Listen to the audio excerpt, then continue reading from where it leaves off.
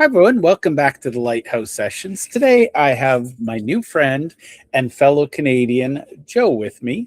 Joe, why don't you just tell us a little bit about who you are, and while you're at it, mention the book that you've got behind you, because I think it's going to be a seed of all that we cover going forward. A little bit about me. I went through many different careers, but what I intended to start and what I did later is I've got a background in consumer packaged goods. I do brand design. I create products that people buy. I've done that for over 20 years. I've worked as a professor for 3 years. I've written um, three books, but the second one I wrote in 2022 called The Practical MBA in Economics, and I just brought a new one out early this year, late last year, called The Guerrilla Guide for Entrepreneurs and the Rest of Us. So that's the short story without going into a long and winding speech. By training, originally I'm a toolmaker, and then in my undergraduate I took some industrial and systems engineering, and I dropped out of that. But before I did, I used to program on tapes. This is about 500 years ago, industrial CNC and robotic machines. That's what we had back then. And they were very expensive and they were complex to program. Today it's much easier. Those $500,000 machines are $40,000 now. And yeah, so that's how I ended up in it. So I know the technology, and I worked in health and beauty care, like cosmetics, shampoos, hair care, hairsprays, women's cosmetics. So yeah, that's the long speech. I love that, and I'm an accountant by training, and I used to go nerd out.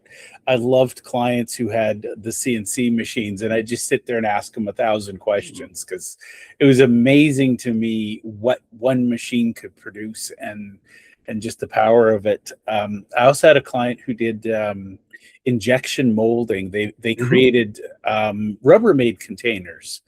And I don't know why, but I could just sit and watch that for hours. It was just mesmerizing. The CNC is interesting for a couple of reasons. It's a 1957, 56 invention. I'm not going to be historical. It's in my book, but it's about 1956 in the labs. Pardon me. Okay, I'm back here. So what the CNC did was it gave you consistent quality parts at 10 times as quick as you could make it by hand on lathes, milling machines, boring machines.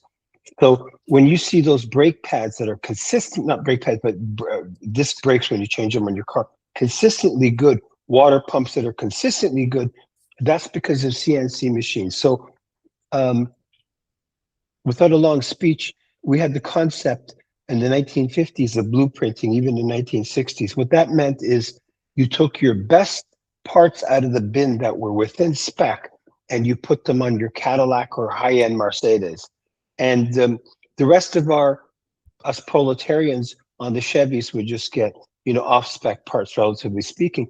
And that's what they did with the 1956, 57 hand-built Lincoln Mark II, which had a higher echelon than Mercedes and even Rolls-Royce at the time. So what happened now is we all get blueprinted parts. There's no one knows that word blueprinting very well because it's not used as much, but that meant the best of the parts. And they used the word the first time I heard it, but as a teenager, I got that racing engine's blueprinted. I love that. Now, let's talk about your book title just for a minute, because I think we could go down a few rabbit holes. In the Guerrilla Guide, you talk about the rest of us. And before we hit record, you're talking about the 9 to 5 world and how they're going to have to get really good at embracing the gig economy. Why is that for you? Because I think that's going to be the common thread is nobody's here to take care of you. We've got to do it ourselves. That's a very good comment. The 9 to 5ers are going to have to have strands of entrepreneurialism in them, right? Like I mentioned in another show, there's two ways to suffer. You can suffer at someone else's hands and go into corporate land, or you can build your own enterprise and suffer at your own hands. But either way, you've got to suffer. So then I have people around me, some that are friends that are entrepreneurs, and some of them, I think I made you cough now. And um, must have been something I said. But so what I did is I'm taught in university and college that I'm going to chase certainty. These colleges, universities are from generally the industrial age. 30% of their courses are just filler courses. I've been there. I've gone through this before. I'm sure a lot of us have. So what you've got is ask yourself a question. You're 20, 25, 30 years old. You're chasing certainty. But in the end, you'll have uncertainty about what you could have certainly become. Did you try everything you could possibly do to become the best you could do? And it's not just about money, like creating and building enterprises. That's huge, you know. But sometimes chasing certainty can give you that uncertainty of everything. You'll be 55, 60, you'll go, you know, I could have done that. I wish I did this. I wish I did. Look, I hung around the edge of the diving board. I fell off a few times. The sharks nipped me. I stitched up. I got crawled back on. But life is filled with uncertainty. We come into an uncertain world. The day you were born, everything was uncertain. You know, I'm dealing with all kinds of strange people. We all are the day we're born.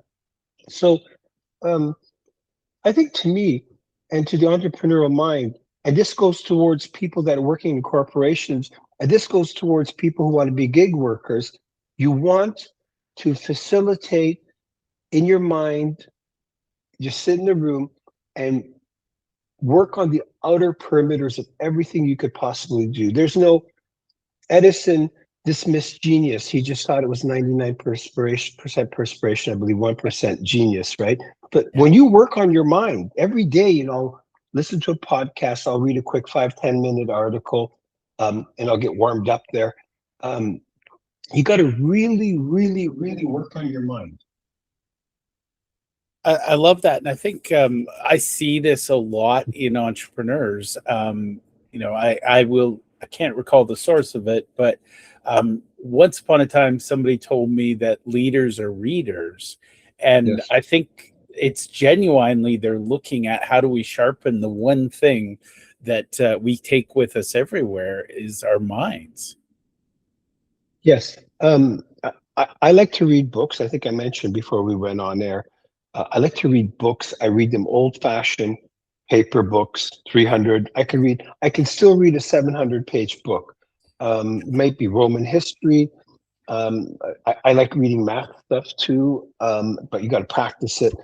Like I told you, I read a book on the history of China, a brief history of China, and that was about 4,000 years. And incredible civilization, and like all civilizations, glory and barbarianism, there's not much difference. Yeah.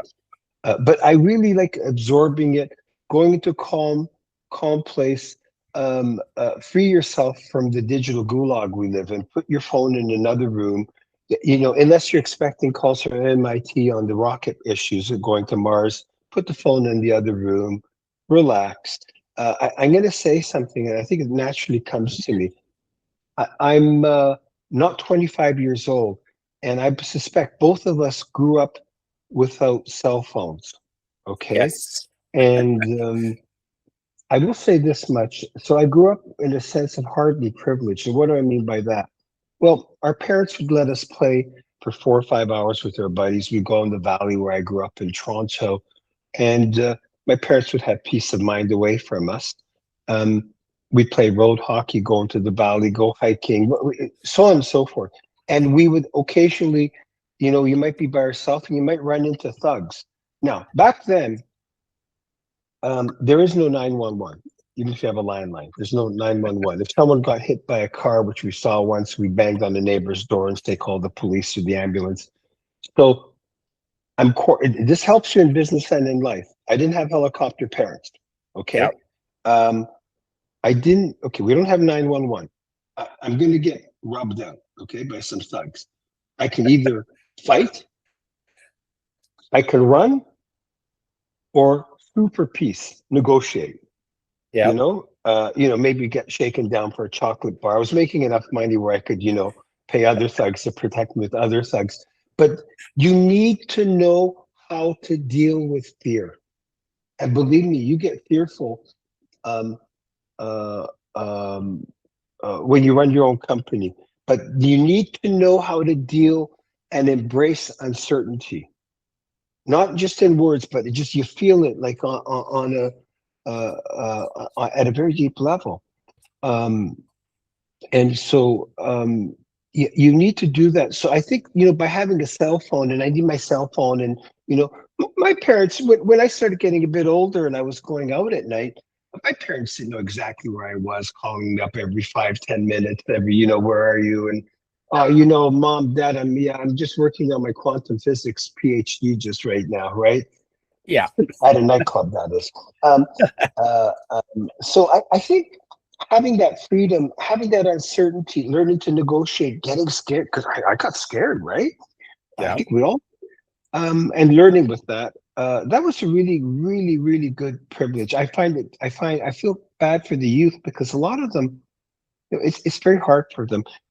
They're going to be, uh, if they worked in corporate land for sure, outside the uncertainty, especially in Canada, you're nothing more than an ATM machine for government. That's all you are. They're just going to cling Yeah. you and nothing, and your spouse works even better. Yeah, I've got my career good. Cling another one. You've got a second ATM machine there, right? And you know, and you know, now that I got older, I don't watch magicians anymore. I watch government instead take $1 and turn it into 12 cents. It's fantastic, but they're good at it. It's a terrible trick, but they're really good at it. They're fantastic. You can't cut them up that way. But um, so I also think in this country, in Canada, the level of taxation is I hate to use this word, it's oppressive. It's near tyrannical. Um, And but what happens is you're not gonna you and I can go into a speech and say, let's reduce taxes, let's reduce government. And as soon as you tell these people, well, I'm going to reduce government 80%, I'm going to reduce your services 20%, they'll take crying rags out. You're reducing my services. I can get you all the services 10 cents in the dollar. Relax, take Yeah. it easy. Um, so we want to make sure we have a fertile ground here for entrepreneurs. I knew when my father started, he had a fertile ground in manufacturing. Um, we had the know-how, we have everything. We want a conducive tax base for business, for individuals. You should not be punished for making $300,000 a year, or $100,000 a year, right? Let me give Yeah. you another equation here. Um, and this is just all coming naturally. A person buys $1 million house. They pay it off a couple or whatever over 25 years. And with interest, they are basically, for the sake of argument, paying 2 million for $1 million house. But that's not rocket science. But for you to pay $2 million and you're only making $70,000 a year in this country, and your spouse is making 50,000, for you to pay $2 million, you need to make before taxes $4 million. You're going, no, my tax is only 30%. Yes. And then you've got um, the other communist tax, pardon me, Marx tax of 13%, right? On top of your Yeah. 33, for the hidden gas tax, hidden this tax.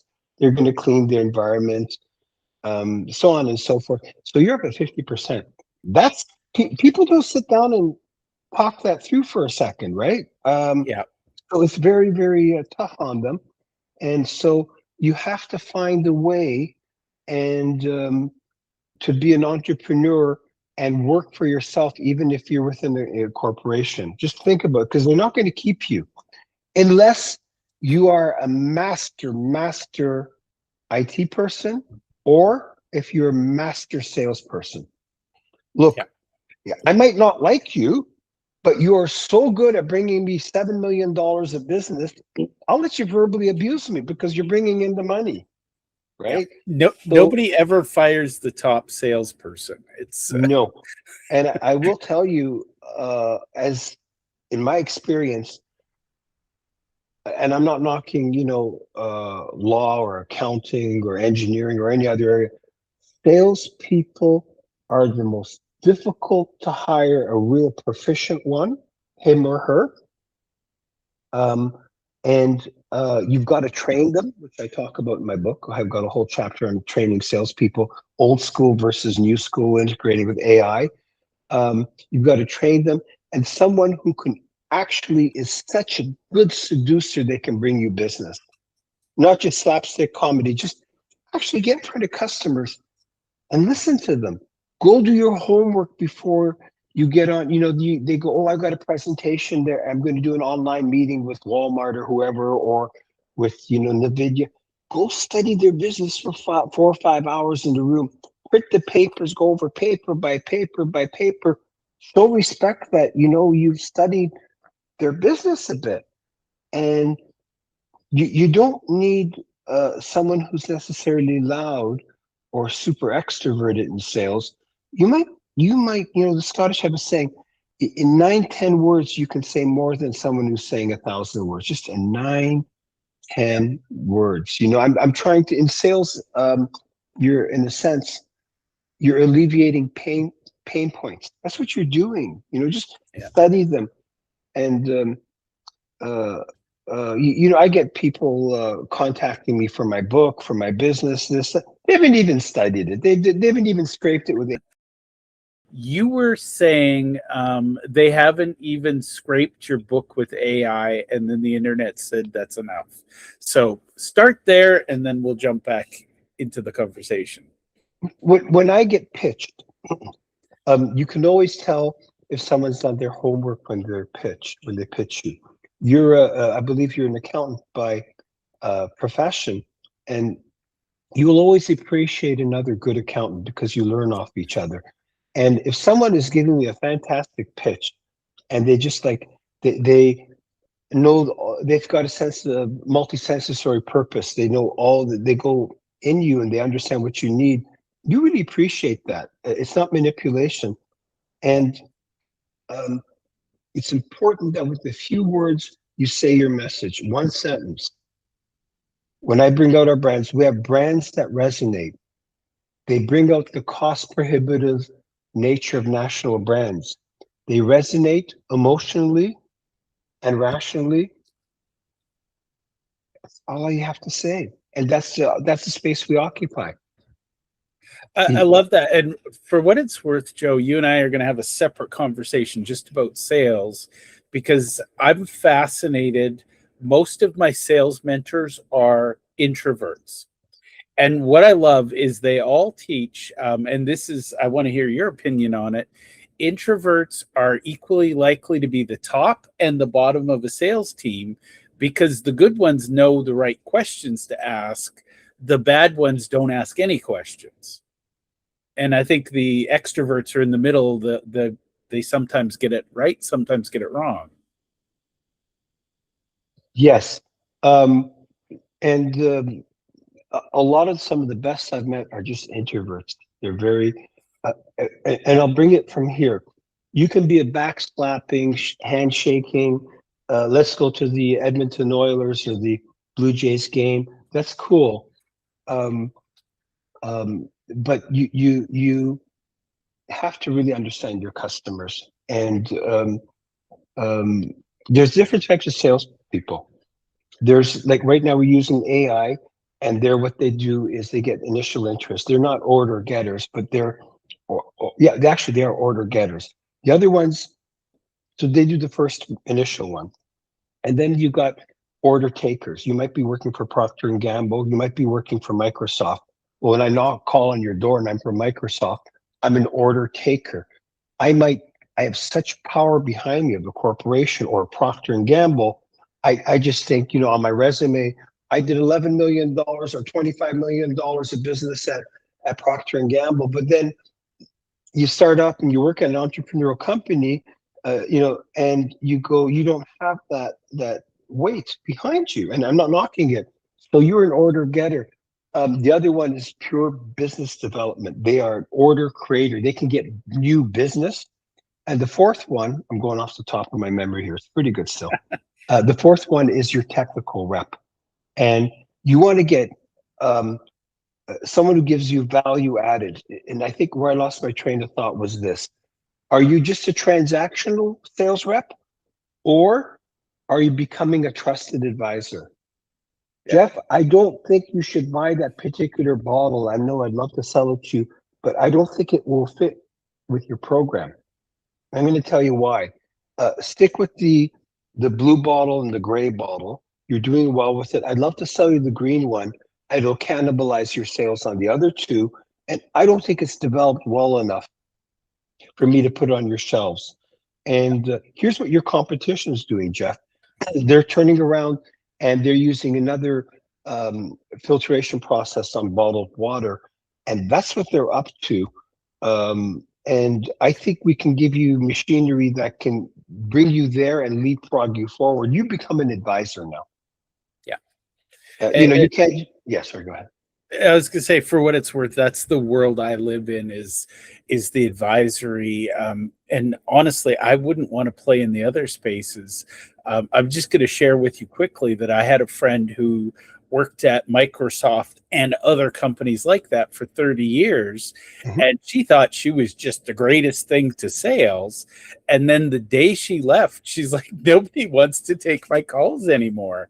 And I was Mhm. like, you didn't build your brand. You just coasted on that big corporate banner.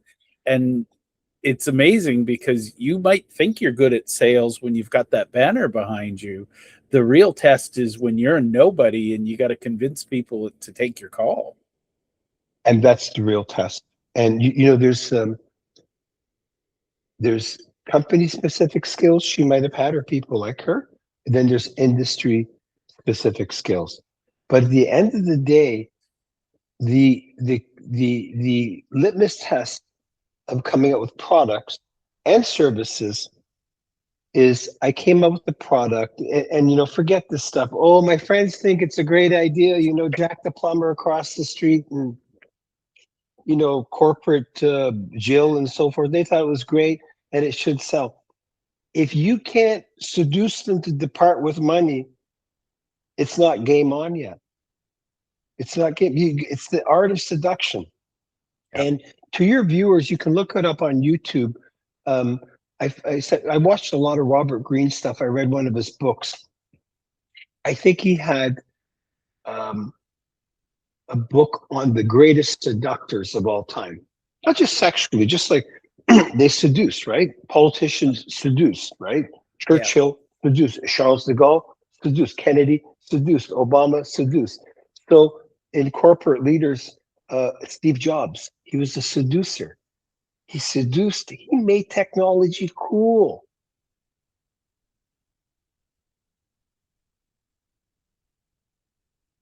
And that's no small feat. I mean, literally, he made it sexy. Yeah, he did. And I think Jobs took a page out of Harley Earl's book. And Harley Earl, for those who don't know him, he was the chief designer at General Motors. Henry Ford said you can buy any color car you want as long as it's black. It's the Model T and so forth. Um, Harley Earl with Sloan, who's General Motors president at the time, Harley Earl was an architect. So he's a very creative guy. And he's the one who came up with the fin. They turned around and said, listen, here's our shtick. Our shtick is a different car for every purse size. In other words, they are the fathers of what we call differentiation in marketing. And Harley Earl is really the godfather of industrial design. When we talk about industrial design, your cell phone is industrial design, your toaster is industrial, your hip neon mixer is industrial design. And I won't go on about Harley Earl, but the Corvette, the Cadillacs, all of them during the Grand Noir days of the American auto industry, much of it for General Motors is because of Harley Earl. But Steve Jobs understood industrial design. He understood that technology could be matched through the imitation gap.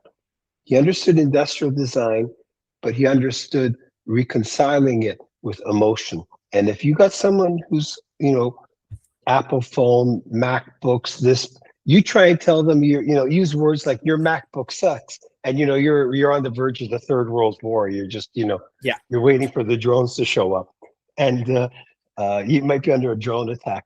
So and I'm having fun. I'm not a Mac user, but I understand how easy they are to use. The complete affection people have for that brand, I would say, arguably is unparalleled in our world. To me, I didn't check the interbrand rankings, but Apple's still got to be number one, two, or three. So the question is, what's worth more, your company or your brand? And banks can't get their heads around the bank about a brand.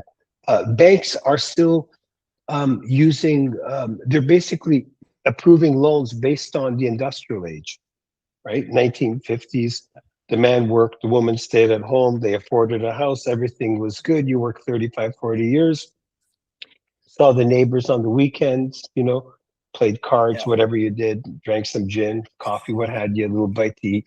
So we're still in the industrial age there. Our educational system is, much of our mindset is. But a lot of the youth today is very woken up to the fact that, you know what, we're going to have to get into that jungle and make our own money. And that's why it is imperative that people in companies as well as entrepreneurs understand that we're in a very tumultuous times. What can I say? I think I wrote something down. I'll try to remember it if I can off the top of my head here. Okay, we're helplessly thrown into a tragic world and hurled into tumultuous times. And that's where we are. Right? That pretty much says it all. And I think if you go back to the 20s and 30s, they talked about the doom and gloom, and I think it was Rothschild that said that an entrepreneur makes money when there's blood in the streets, even if it's their own. And I think we're coming into a new era of that, where the days of the certainty of work for 30 years, retire with a gold watch. I think those days, I don't know if they ever actually really existed, but I think they've been extinct for a while. I think people need to be guerrillas and be ready to take charge of their own fate. One of my other guests said it well. They said, nobody's coming to save you. You better be ready to save yourself. Yeah, the government won't be there for you. Yeah. If you believe that, what can I say? And the government solution is like, well, we're just going to have more auditors to collect more money, not cut back. So anytime the IRS or CRA shows up, and and they want more money, there's someone like the bank robber goes to the teller won't hand over the loot, and he calls the cops on her. Yeah, that's what it's like. It's like, what can I say? Expecting government to help you is like, what can I tell you? It's like having the drug dealer run the rehab clinics for you and buying shares there. But there's yeah, no conflict of interest there, is there? no, and that's gone on for 4,000 years. So I don't get worked up. I don't work up. As Canadians, we don't get ourselves. I don't get worked up and wait till we have an. I think last time I voted, I said I look forward to voting for our next tyrant and all that, or emperor. I used the word emperor. I think, and and the lady was taken aback, but we won't go on about government because I could, that's sprinkled throughout all my books, right? You can tell I really have great trust in them. But in all essence, they do play a role. But in all essence, you going back, you have to make something people want to buy, and you have to sit in a room and read it. I've had the good fortune. I've had enough failed products and recent really good successful ones. You get a sixth sense about it after a while. You get a sixth sense. But I'm going to impart this upon your audience. Is you talk about using artificial intelligence for competitive advantage. Of course, we can use it in automation, back-ending ERP systems. We can use it like being an accountant. My dad, when he didn't understand even basic accounting, he'd come with a shoebox to a CPA, and they'd build financial statements out of that. Well, today you can scan your shoebox and say, build me income statements and balance sheets, and take it to a and then someone with accounting skills could massage it out after Chat GPT or Claude does it, and out it goes. I'll give you another example. When I was watching Claude, I might have mentioned that I'm opening a business and I'm selling water bottles, and my water bottles are making 40%. My shampoo's making 36%. My overhead is this. Can you please on Excel give me a model of how things are going to work financially? And it does it all for you. There's so many advantages. There's another one that I was working on as we were speaking, but it's in my book too. And one of them is an AI agent that can, it has 300 agents in there. You start picking them, right? Yeah. Your sales teams are different now. But yeah, we're living in some exciting times. But I'm going to go back to the focus group. Okay, let's go back to Don Draper and let's go back to Mad Men. Okay, Yeah. and I watched the series twice. I just thought that and The Sopranos was just masterpieces, and it's just The Sopranos was interesting because every episode they dragged out dead bodies. But look, I didn't see nothing. But in all essence, Jeff, what we do now is, in the old days they had focus groups. I'm trying to get subliminally into the consumer's mind, or why he or she is buying that particular brand. I'm going to say she because she really makes most of the purchasing decisions in the home day to day. So they'd get behind the focus group one-way mirror. They go, why do you like Tide as opposed to Surf, and so on and so forth. And they still couldn't get clear-cut answers. It's not that the candidates who came to these, they were fed, maybe given some money to participate, not bribe, participate, because you don't know what's going on to the deep subconsciousness of the mind, right? And you might not want to be rude. Now, in the internet, everybody's turned into an 800-pound gorilla, right? They get on. Nobody's worried about rude. They forget it. Yeah, savoir-faire, civility. These are all blasphemous words. No need for that. So I got an idea. You can go on AI, and you can turn around and say, "This is my product. How do you think this will fail or succeed? And what are your opinions about improving it?" So you go back and forth, back and forth.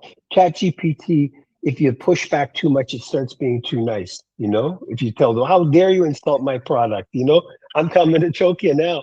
But what you do is, so you can use Gemini or whatever, and I'll just leave it like this. Then I take that knowledge and I create a beautiful visual 3D prototype, which was Bitcoin, but now I can do it in 2 minutes. I put it up on Instagram and I go, "Folks, what do you think of this at $2.99? Do a survey. What do you think at $3.99, $7.99? And so now you've got two vehicles. You're using AI and reconciling with IG to see if your product's going to sell. And remember, now, Joe, I'm going to have to cut you off because I have another call I'm late for. But you and I are going to have a repeat because this is the gold we need to cover. But I think we live in this age where AI is going to be underutilized until great minds like you come in. Where can people go to connect with you, learn more about you, and even buy your book? Well, my book's available on Amazon, The Guerrilla Guide for Entrepreneurs and the rest of us. And they can connect with me on LinkedIn, right? If you type up my name, I'm also on Instagram. So those are the best places that I do respond. That's the best place to connect with me. But thanks for having me on your show, Jeff. It was really lots of fun. Thank you for being here. And I hope you don't mind coming back because we're just getting started, my friend. Cool. Whenever you're ready, I'm here. We'll chat all